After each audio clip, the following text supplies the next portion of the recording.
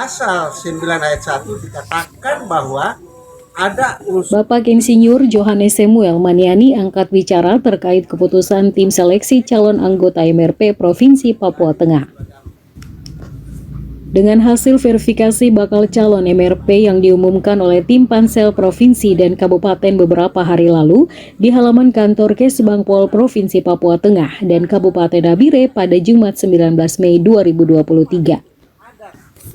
Sebagai Kabid Organisasi di Lembaga Masyarakat Adat Kabupaten Nabire, Bapak Insinyur Johannes Samuel Maniani mengatakan, kami sangat kecewa dengan hasil verifikasi yang dikeluarkan oleh tim Pansel Provinsi Kabupaten yang tidak jelas dan di luar dari aturan yang ada di dalam Pergub tahun 2023.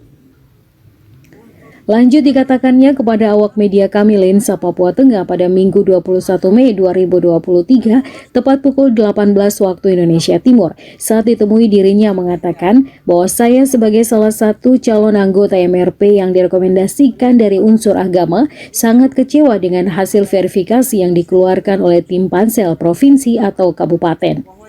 Dirinya juga menambahkan bahwa Pansel tidak jujur dengan mengambil keputusan yang dikeluarkan. Harapan Bapak Insinyur Johannes Samuel Maniani sebagai Kabid Organisasi di Lembaga Masyarakat Adat LMH yang berada di Kabupaten Nabire kepada penjabat Gubernur Papua Tengah agar meninjau kembali dengan baik Pergub tahun 2023 yang sesuai dalam proses pemilihan calon anggota MRP periode 2023 hingga 2028 di Provinsi Papua Tengah. Ya, baik Bapak. Terkait dengan pendaftaran MRP, Bapak sebagai salah satu calon anggota MRP dari Lembaga Masyarakat Adat, kira-kira tanggapan Bapak terhadap verifikasi kali ini seperti apa? Baik, terima kasih. Pertama saya bicara payung hukumnya dulu. Bahwa MRP itu payung hukumnya jelas. Undang-Undang nomor 21 tahun 2001 tentang otonomi khusus, di mana pada bab 5 pasal 9 ayat 1 mengatakan bahwa ada pembagian unsur perempuan, adat, dan agama. Hal itulah mendorong maka MRP mutlak harus dilakukan di DOB Papua Tengah. Kita hargai itu. Persoalan sekarang adalah lahirlah Pergub nomor 9 2023 kemarin. Turunannya adalah petunjuk teknis nomor 01 dilanjutkan dengan pengumuman nomor 04. Dan sinilah terjadi kejanggalan-kejanggalan yang terjadi.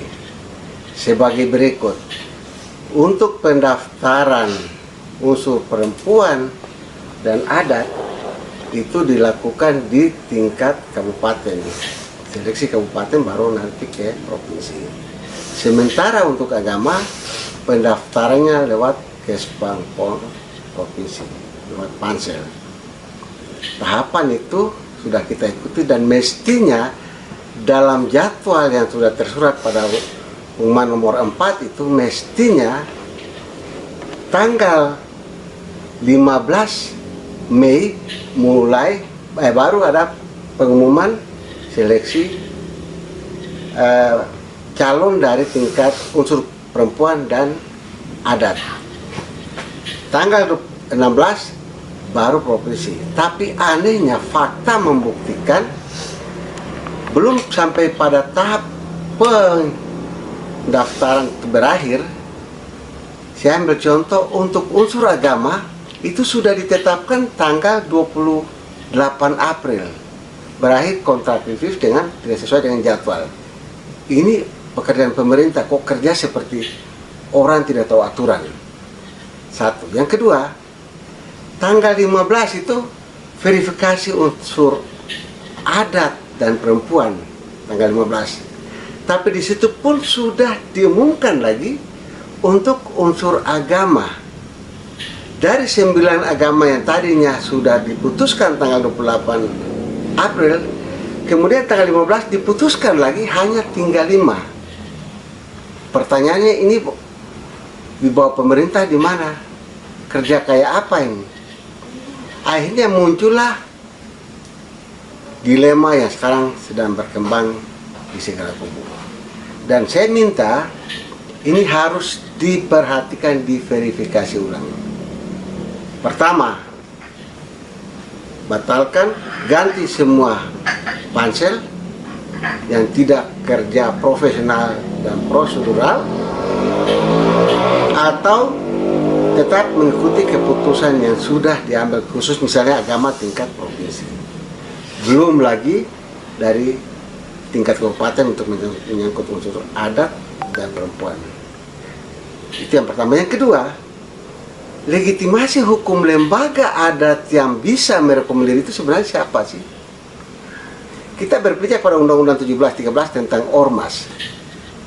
Lembaga adat ataupun organisasi apapun yang punya legitimasi harus mengikuti Undang-Undang 17 nomor 13 tentang organisasi kemasyarakatan. Sebuah organisasi kemasyarakatan yang sah adalah organisasi yang mempunyai SK dari Kementerian Hukum dan HAM. Benarkah semua yang sudah masukkan itu sudah mempunyai rekomendasi dari Kementerian Hukum dan HAM atau tidak? Satu. Yang kedua, apakah organisasi masyarakat tersebut punya anggaran dasar, anggaran rumah tangga atau tidak? Yang ketiga, apakah organisasi itu ada pengurus resmi atau tidak? Yang berikut, apakah dia tercatat di Kesbangpol kabupaten atau tidak? Kalau unsur ini tidak diperhatikan, maka saya katakan ini suatu kefatalan, kesalahan fatal yang dibuat oleh pansel maupun pihak-pihak terkait.